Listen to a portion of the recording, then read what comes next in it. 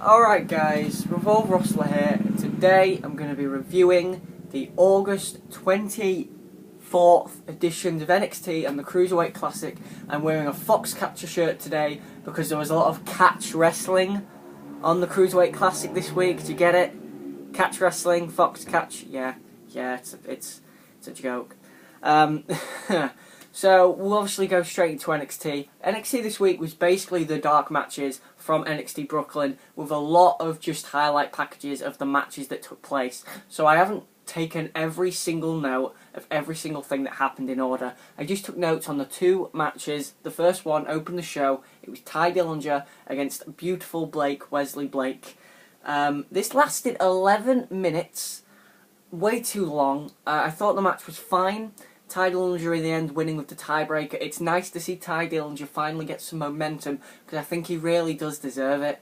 He's been putting guys over in NXT for over a year, and I really do feel like he's one of those guys who's really technically quite good, but he's just never caught a break. And if you can build him a little bit, have him beat a couple of fairly established guys, maybe not like an Aries or a Rude, some guys that have at least some establishment, then it'd be good for his career and he could finally start to build some steam and maybe form a tag team with someone. And as far as Wesley Blake goes, I feel like in terms of Blake and Murphy, he was the weakest part of that. I think Murphy's got a lot more character, charisma, and his wrestling ability's a lot better. I think he's got more presence as well, Murphy. But Blake was fine here. In the end, of course, the tiebreaker from Tye Dillinger for the win. 2 stars. This was okay. And the main event of the show was TM61, who have new entrance music. It's a little bit better than their old entrance music, against the Authors of Pain. I thought this was okay again. It seems like your tag division is these two teams, Gargano and Ciampa, and the Revival. 4 teams that I like, all 4. I love 2 of them. I just think TM61 haven't shown any character, any motivation. They've had 1 real promo, and they haven't won too many matches. I think they've won 1, actually, now I think about it.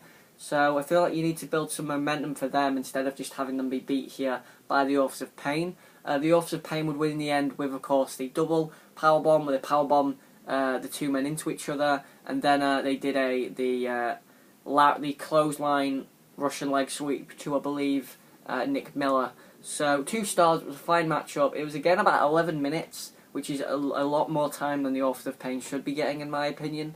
But it was still fine, and that was NXT, and that was literally all I can say, because as I said at the beginning, the rest of the show was basically highlight packages of NXT TakeOver Brooklyn, and not that these matches were bad, but this show kind of felt like, I mean, it went very, very fast, this show, but that's because me and my friend were talking about, we had a lot to catch up on. We had to talk about SummerSlam and Raw and SmackDown and Balor having to vacate the Universal title and the look of all these new belts, and that's why the show went fast. I wouldn't say it went fast because it was full of quality, but it was a fine NXT show that I'm not looking forward to watching again, but I don't have to, so good for me. And then we move on to the CWC.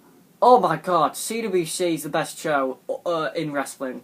Every single week I look forward to watching the Cruiserweight Classic. And this week, and I probably say this every single week outside of maybe last week, this was the best Cruiserweight Classic show they've done. And I knew as the series progressed, the match quality would get better because they'd get more time, they'd have more, the crowd would have more investment in some of the characters.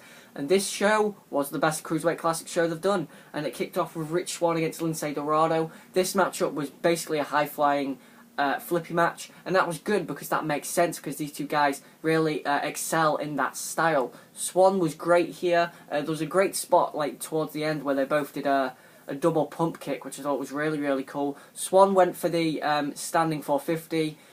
Dorado countered it with a double knees and then a cradle 1-2 kick out by Rich Swann. Dorado would go up for the shooting star press, miss the shooting star press. Swann would go up and hit a Phoenix splash, catching Dorado on the head for the win. So Rich Swann advances to the next round, and he would face TJ Perkins or Johnny Gargano. Rich Swann is my favourite wrestler in the world, ahead of Kazuchika Okada. Rich Swann is so great. He's got so much charisma. I'm really looking forward to him being in the Raw Cruiserweight division. If that list of guys they had on Raw is the first entrance in that division. Swann is so great, he's so athletic, and he's got such a good story. Really like Rich Swann, and he's advancing to the next round. He's in the last 8, so really good match here from these two guys. A lot of flips, some really good stuff early on with Swann and Dorado countering each other with cartwheels and head flips and stuff like that. Really good match. 3.5 stars. Great way to open the show. And then we moved into probably my favourite match of the second round. It was Zack Saber Jr. and Drew Gulak. Now, if you know me, then you know I'm a big fan of technician wrestling. I like Chris Benoit, I like Kurt Angle, I like Eddie Guerrero, I like Dean Malenko, I like those sort of guys. And this matchup was the most technically proficient match of this entire tournament. Saber and Drew Gulak, who's one of my favourites in this tournament, just put on a really technically sound match. It was all about how when Saber was in control, he was using escapology to combat Gulak early on. However, as the match progressed, it showed how Gulak would stop the escapology of Saber by just out and out striking him. So Saber was winning the technical battle, but Gulak was winning the war because he was just striking Saber, which Saber's style doesn't allow him to do.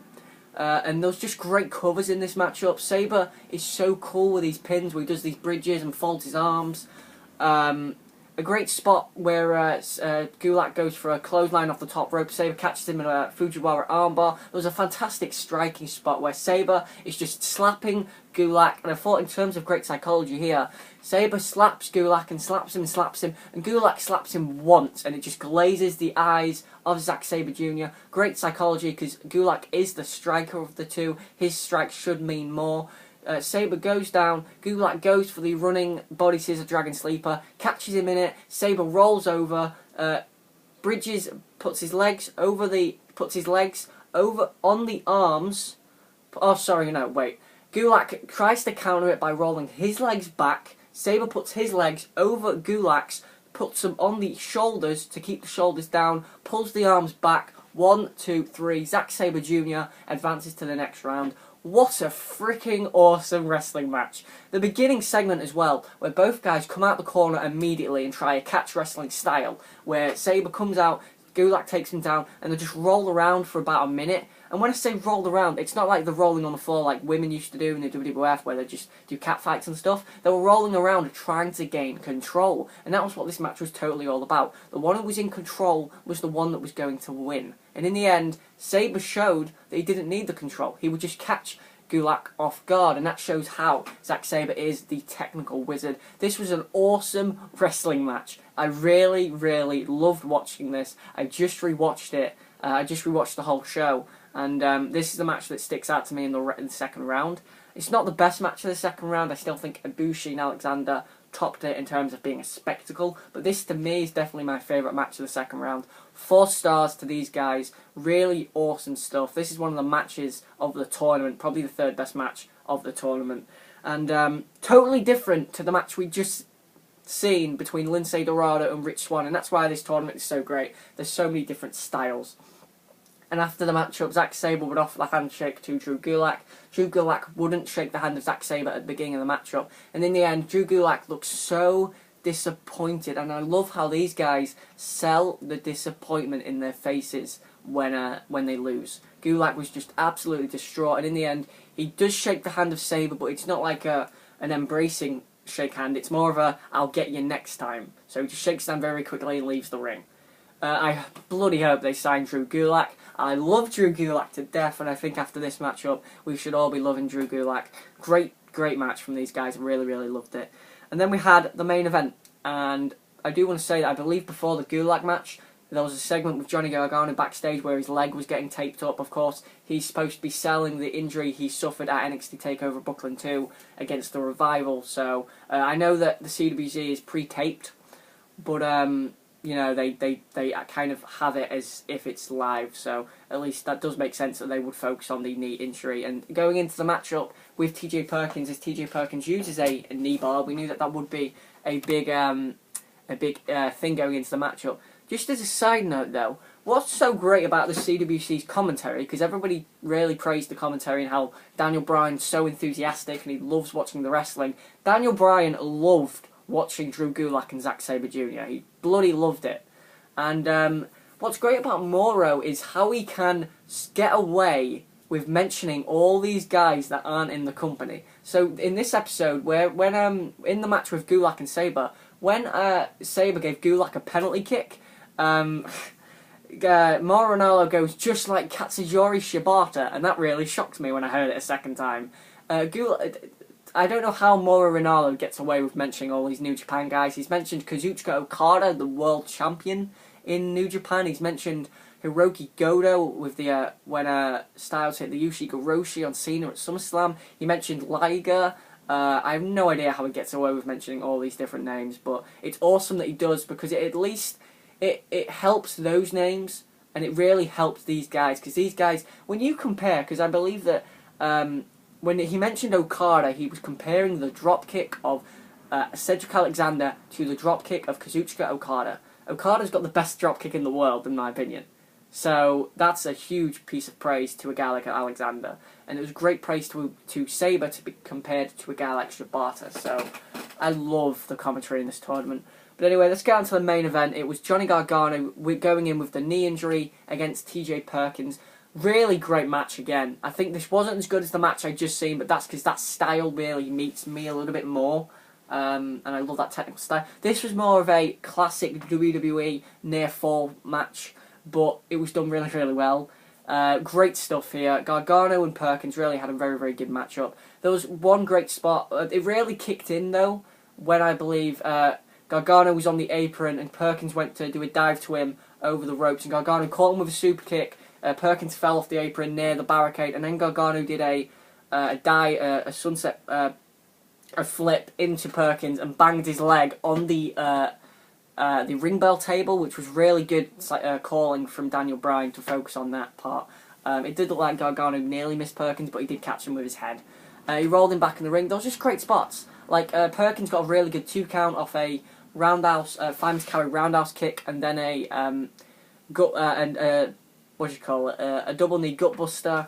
Gargano got a fantastic near fall off a lawn dart where he killed TJ Perkins.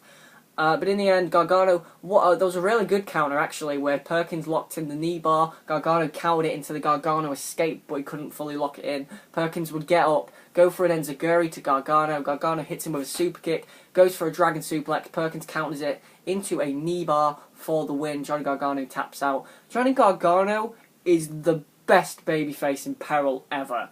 He is so believable in that role because of his size, because of his facials. He is awesome being the babyface injured. He's probably about as good as Sami Zayn. So, awesome matchup from these guys. Again, I'm going to give it 4 stars. I feel like the match before it I enjoyed more, but this was still a great matchup and a great way to end the second round. They didn't announce any matches for next week, which means I think that they'll just do all the quarterfinal matches. So the quarterfinal matches will be Rich Swann against TJ Perkins, which should be really good. Kota Ibushi against Brian Kendrick, which I believe Kendrick's finally going to go out. Just cracked my finger. Zack Saber Jr. against Noam Dar, which should be pretty good. And Akira Tozawa and Grand Metalik, which should also be pretty good. Those are your final 8 guys in the tournament. I'm really looking forward to the show next week.